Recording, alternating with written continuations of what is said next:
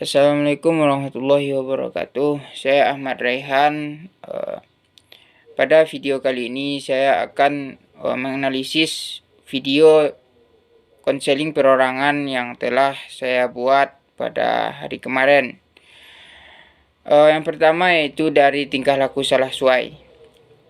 Tingkah laku salah suai W ini menunjukkan perilaku salah ketika melaksanakan sholat, yaitu munculnya gangguan fokus. Dia seolah-olah kesulitan mengendalikan pikirannya, sehingga hal-hal seperti duniawi, benda-benda, atau tugas-tugas ketika dia sholat itu mendadak muncul di dalam pikirannya. Karena itulah mengganggu kekhusyukannya di dalam sholat. Baik, selanjutnya itu dari segi TFT, thinking, feeling, dan action.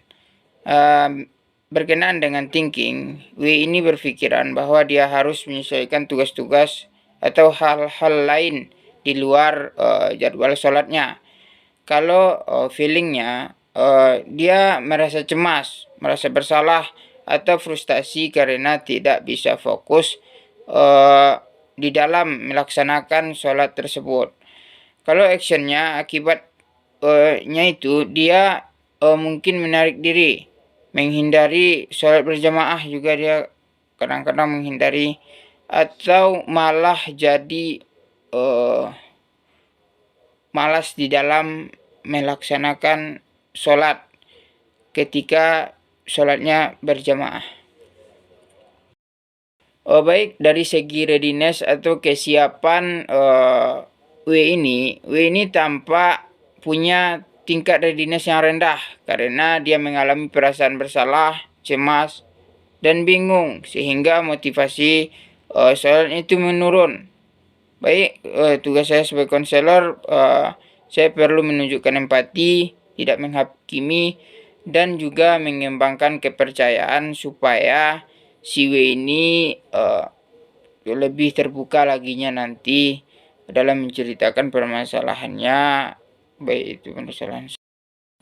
Baik, selanjutnya itu dari tahap-tahap konseling. Yang pertama itu pembentukan hubungan. Konselor membangun hubungan kepercayaan dengan si W ini. Kenapa demikian? Agar si W ini mau menceritakan daripada permasalahannya ketika sedang melaksanakan konseling. Dan yang kedua itu identifikasi masalah. Konselor membantu si W ini mengidentifikasi permasalahannya supaya ketidakkhusyukan dalam sholat ini terentaskan.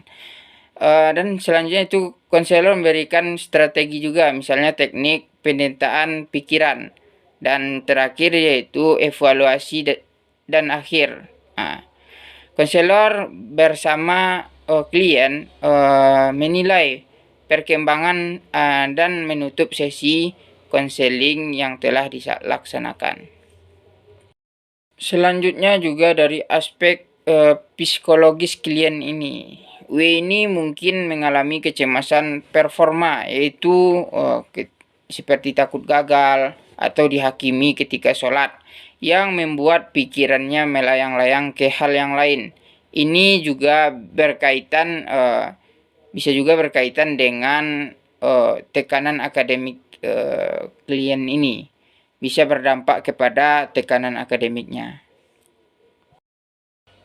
Selanjutnya, karakteristik dan dimensi konseling. Konseling di sini bersifat personal, berbasis spiritual dan psikologis. Konselor menggunakan pendekatan empatik serta menghubungkan aspek iman dan emosi kepada klien ini.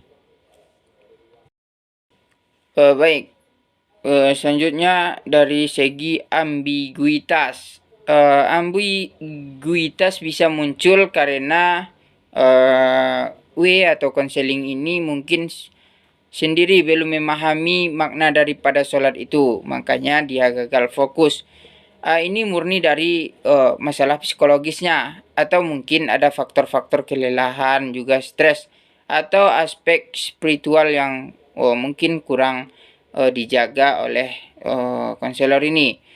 Mungkin ini analisis video yang saya buat ketika saya salah kata, saya mohon maaf.